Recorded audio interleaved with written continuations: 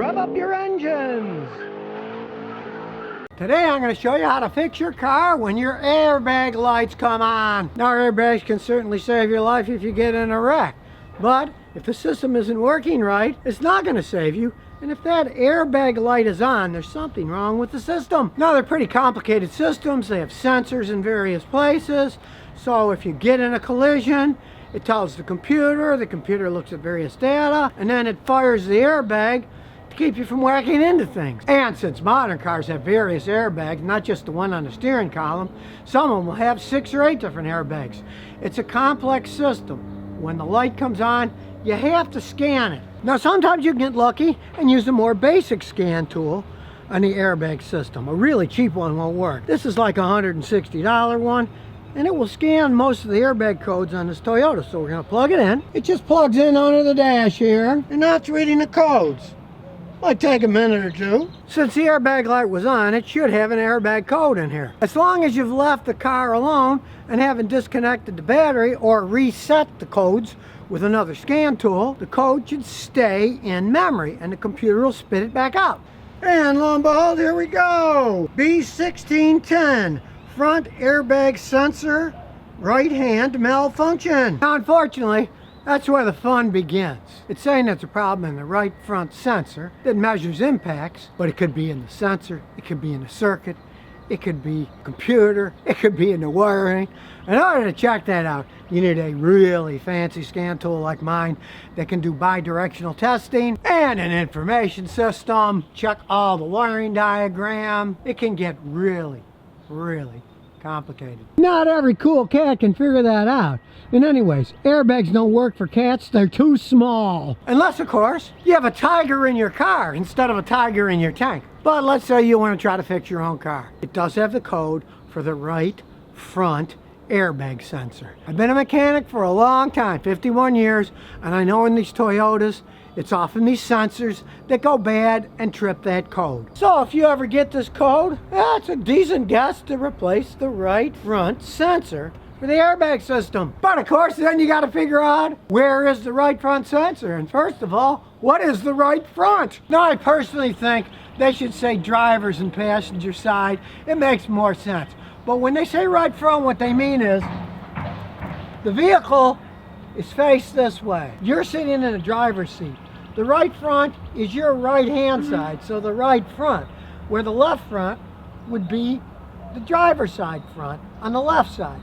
So anytime they say right or left of the car, they mean in position of the driver sitting in the seat and not standing in front of the car. Then it would be backwards. Now, when you have to find the sensor itself, now you know it's on this side. It's on the right side, sitting in the driver's seat. You can, of course, look it up online. You can Google it. But in this case, heck, the only place that sells a sensor is the dealer. So when you go to the dealer, they can show you on their little computer screen the location of the right front sensor. You're buying it from them, they can show you that. In this case, it's behind the grille. And if we look down, there it is with the number 1 on it. As you can see on my replacement, it's got that number 1 too.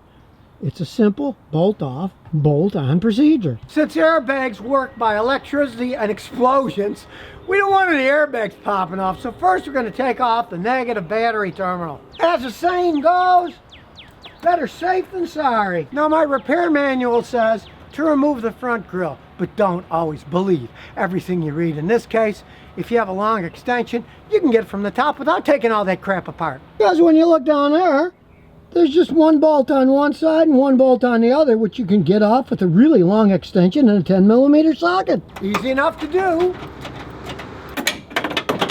There's 1 and there's 2. Then we unclip it and replace it. Now, realize the clip itself is almost impossible to get off. The trick is you have to pull it through the hole a little and then flip it upside down, because the clip is on the bottom side. Then the yellow part, you have to stick a little pry, the tang is, and it pops right out. It's impossible to film too, but that's how it's done. Here it is pulled off, and if you can look right down here, there's the tang. And see where I have my little pry bar?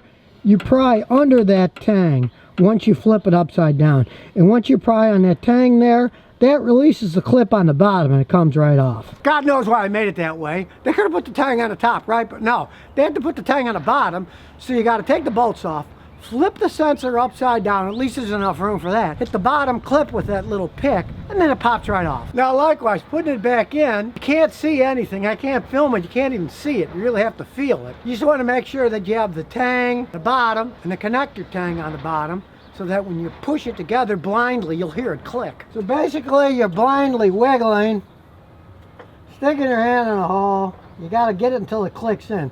This is the hard part. God knows why they make these things like this. Then you put the two bolts back on, make them nice and snug. Make sure they're snug.